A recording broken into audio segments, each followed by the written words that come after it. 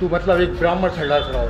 लड़ रहा हूँ मैं। और का है अपने बुजुर्ग, मतलब अपने अगर बाबा प्रसाद चढ़ावे यहाँ हो तो मैं लड़ रहा हूँ। प्रसाद नहीं चढ़ा तुम्हारा? काय भंगी नहीं देखा है। प्रसाद चढ़े है वहाँ दुकान नहीं पे भंगी। प्रसाद, हाँ और वो देवादियों को प्रसाद, बाबू प्रसाद चढ़ता है। अच्छा हाँ भंगी अपने प्रसाद नहीं बुजुर्ग- चढ़ा? नहीं क्या बात नहीं। काय तुम तो क्यों भंगी प्रसाद नहीं चढ़ा? प्रसाद चढ़ते हैं बुजुर्गों को, तुम नहीं। बुजुर्गों से पूछो। क्यों? तो पर एक काम करो, हम जा रहे हैं छोड़ के तुम्हें पूजन करें। नहीं तो भाई तो पूछ रहा हूँ मैं हम कहाँ रोक रहे हैं आपसे। यहाँ? जो प्रसाद लेके आऊँ प्रसाद जे महाराज जी प्रसाद हैं चढ़ते हैं, वो और नियम चीजें पे कह रहे हैं चढ़ते पैसा देते बुजुर्ग कौन तुम्हारे। साहब पैसा भंगी देते ने बुजुर्ग। भंगी ने प्रसाद नहीं चढ़े? एक काम करे, भंगीन को प्रसाद नहीं चढ़े? तुम्हें करने लगो पूजन। अब जब हम चल देखे रहे हैं महाराज हम जा रहे हैं घरे, तुम्हें पूजन करने लगो। मैं तो बड़ा खुश हूँ। कई साल तक मैंने मंदिरों में घंटा बजाया, दिल्ली से नीलकंठ तक पैदल गया, हरिद्वार तक पैदल गया, 6 बार माता वैष्णो देवी की दर्शन करने गया, लेकिन नहीं, मोहल्ले का पड़ोसी भी नहीं जानता था। लेकिन जैसे ही बाबा साहब को मानना शुरू किया, बाबा साहब के आदर्शों पर चलना शुरू किया, तो आज पूरे विश्व के अंदर लोग जानते हैं कि मनोज अंतानी कोई व्यक्ति है जो बाबा साहब और बुद्ध के विचारों को भारत के अंदर प्रसारित कर रहा है। तो साथियों, आपने देखी ये वीडियो जिसमें एक स्वर्ण समाज का व्यक्ति एक वाल्मीकि समाज के व्यक्ति से कह रहा है कि तुम्हारे हाथ का चढ़ा हुआ प्रसाद हम मंदिर में नहीं चढ़ने देंगे। आपको अपने इतिहास को याद रखना चाहिए। अपने बुजुर्गों से पूछिए कि क्या कभी उन्होंने मंदिर में प्रसाद चढ़ाया था। इस मंदिर का पुजारी वहीं घूम रहा है, लेकिन उसकी इतनी हिम्मत नहीं है कि इस अनुसूचित जाति के व्यक्ति के हाथ से प्रसाद लेकर भगवान को चढ़ा दे।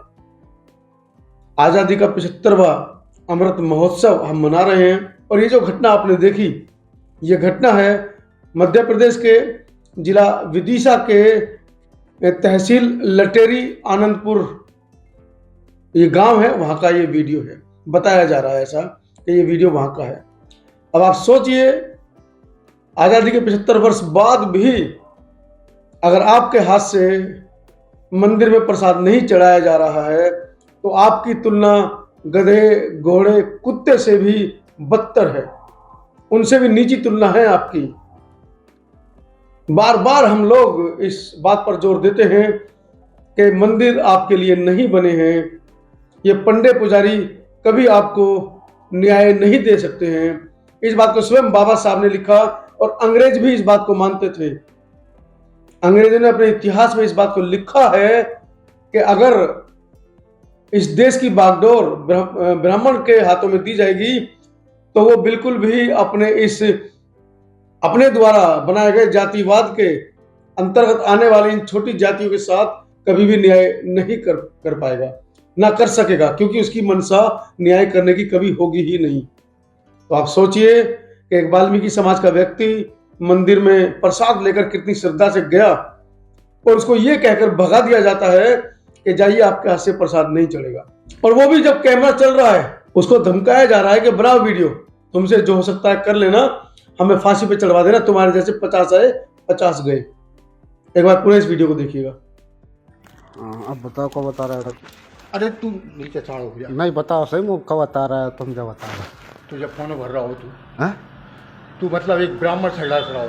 लड़ रहा हूँ मैं। और का है अपने बुजुर्ग, मतलब अपने अगर बाबा प्रसाद चढ़ावे यहाँ हो तो मैं लड़ रहा हूँ। प्रसाद नहीं चढ़ा तुम्हारा? काय भंगी नहीं देखा है। प्रसाद चढ़े है वहाँ दुकान नहीं पे भंगी। प्रसाद, हाँ और वो देवादियों को प्रसाद, बाबू प्रसाद चढ़ता है। अच्छा हाँ भंगी अपने प्रसाद नहीं बुजुर्ग- चढ़ा? नहीं क्या बात नहीं। काय तुम तो क्यों भंगी प्रसाद नहीं चढ़ा? प्रसाद चढ़ते हैं बुजुर्गों को, तुम नहीं। बुजुर्गों से पूछो। क्यों? तो पर एक काम करो, हम जा रहे हैं छोड़ के तुम्हें पूजन करें। नहीं तो भाई तो पूछ रहा हूँ मैं हम कहाँ रोक आपसे। रहे हैं यहाँ? जो प्रसाद लेके आऊँ प्रसाद जे महाराज जी प्रसाद हैं चढ़ते हैं, वो और नियम चीजें पे कह रहे चढ़ते हैं पैसा देते बुजुर्ग तुम्हारे। कौन साहब पैसा देते बुजुर्ग। भंगी ने प्रसाद नहीं चढ़े? एक काम करे, भंगीन को प्रसाद नहीं चढ़े? तुम्हें करने लगो पूजन। अब जब हम चल देखे रहे हैं महाराज? हम जा रहे हैं घरे, तुम्हें पूजन करने लगो। हाँ? नहीं ये पूछ रहा हूँ मैं। पूजा नहीं करेंगे, अपना देख काम करो, तब नियम खराब ही कर दो। तू करने लगी? नहीं सही बात है, भंगीन प्रसाद नहीं हम चढ़े। घरे जा रहे हैं, तू करने लगी पूजा। बिल्कुल आ जाई बाहर लोई तुम्हारी जा। कर ले तू दोबारा। हाँ बताओ मुँह देख, कहाँ के वहाँ में लिख रहा है भंगीन प्रसाद नहीं चढ़े? पूजा करने लगे, हम जा रहे हैं। बिल्कुल मैं क्यों कर रहा हूँ पूजा? पूजा तुम कराओगे?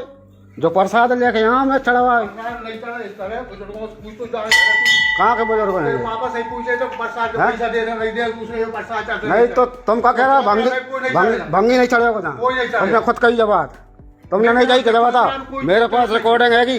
तू रिकॉर्ड करके चाहे हाँ। कर लो तू मुझे फांसी करवा देगी। फांसी नहीं तू हुई। अपने बुजुर्गों से पूछ जान के यहाँ प्रसाद पैसा देते हुए सब कौन पैसा पैसा दूसरे दे कौन पैसा प्रसाद दे रहा? चढ़वाती कहाँ नहीं चढ़ रहा प्रसाद बताओ मुझे। कहाँ नहीं चढ़ रहा हूँ? हैं सब जगह चढ़ जो रहा है हनुमान जी प्रसाद को मंदिर है हर जगह चढ़ रहा आइए है। समझ में इंसान सब एक है वो, इंसान सब एक है। अपने नियम को खराब मत करे तू जहाँ कौन- जो धर्म चल कौन- रहा हो वही चलेगा जहाँ का धर्म चल हनुमान जी को रहा मंदिर है जो मंदिर है वो, मान रहा हूँ करे वो। लग पूजन मैं जा रहा हूँ ले क्या तो तुम क्यों अरे जाओ मंदिर छोड़ गया हैं?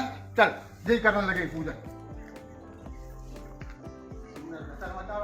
बिल्कुल जब वहीं जा ही जा बेतन तरे हो आज। और तू तो एक काम कर हाँ। तू कहीं भी पहुंचा दे जाए नहीं, नहीं। बात नहीं है हाँ बिल्कुल नहीं हो काम हैं? धर्म से विरुद्ध नहीं हो सकता मेरे सामने धर्म से विरुद्ध ही है वो तो। बिल्कुल नहीं जो बुजुर्ग चले आ रहे हैं बनिया तो तुम्हें आने हैं जहाँ बिल्कुल आगे समझ में नहीं नहीं तुम तो जाके भंगी के हाथ प्रसाद नहीं चढ़े हो अटक भी खुल के रहने दो और ऐसे गवार छोड़ के आ आज जो ही हो सब हैंगे जंगावा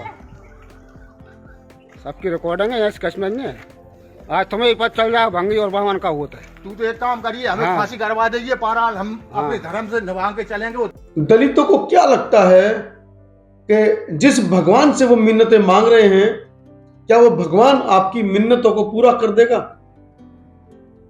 अगर दलित चाहते हैं कि मेरे को एक मकान चाहिए, मुझे घर चाहिए, तो आपको पैसे कमाने होंगे। पैसे कमाएंगे तो ईंट खरीदेंगे, रोड़ी खरीदेंगे, बदरपुर खरीदेंगे, जमीन खरीदेंगे।